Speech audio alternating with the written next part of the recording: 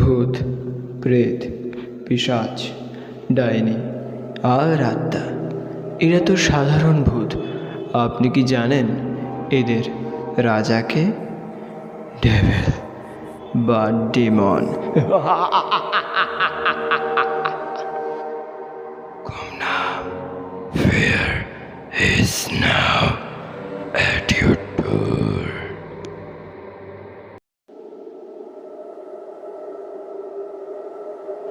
তপন বলল, 3-4 দিন যাওয়ার পর আমাদেরও বাড়ি থেকে আমাদের মা বাবার ওখানে যেতে বারণ করে দিলেন। উনি যে গল্প বলছিলেন যেন ওনার গল্পের মধ্যেই গ্রামের কারোর না কারোর মৃত ব্যক্তির ঘটনা উল্লেখ রয়েছে। উনি জানেন কি করে? যখন আমি ঠিক হলাম তখন আমি এটাই মাথায় স্থির করেছি, আমি ওই লোকটার সব ইতিহাস বের করব।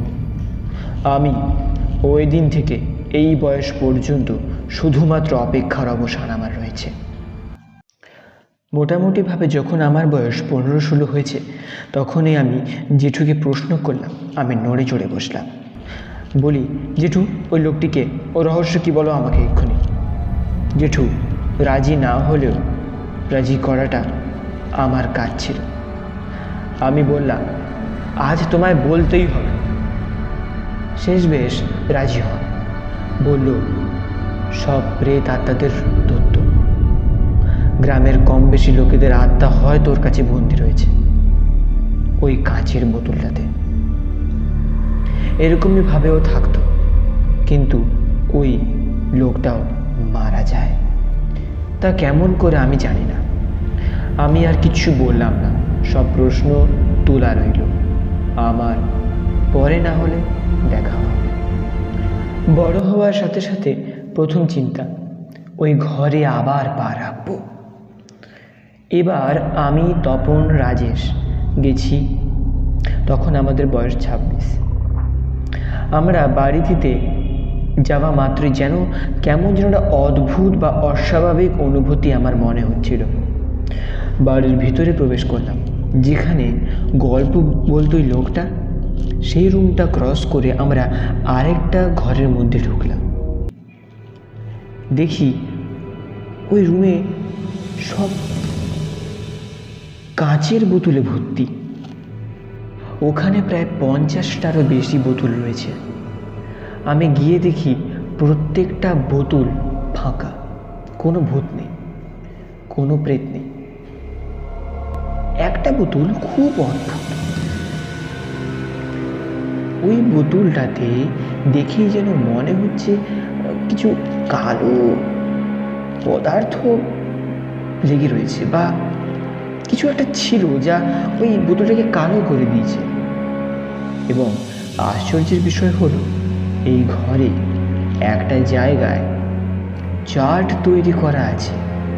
ওখান থেকে বোঝা যায় যে কেউ পর পর একটা একটা করে প্রেত মুক্তি দিয়েছে। গ্রামবাসীদের মুখেই শুনেছি ওই লোকটাকে নাকি শয়তান মেরেছে। তা আমি ভালোভাবে জানার জন্য এবার গেলাম বাড়িটিতে।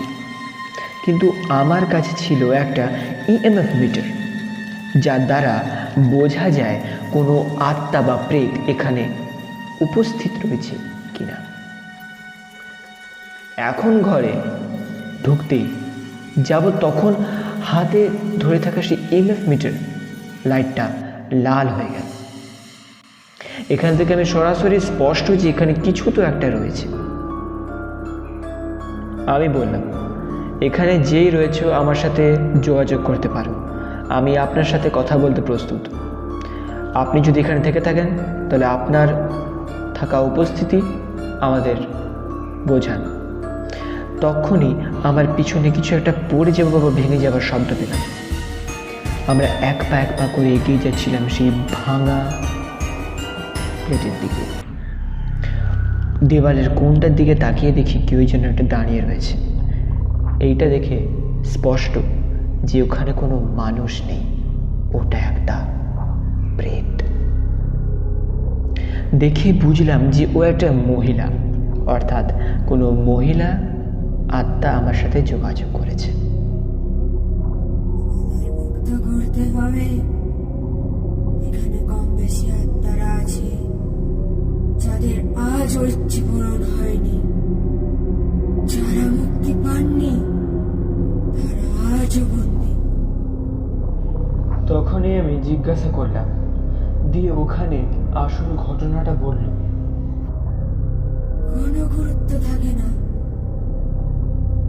আমাদের জোর জুলুম করে আনা হয়েছে।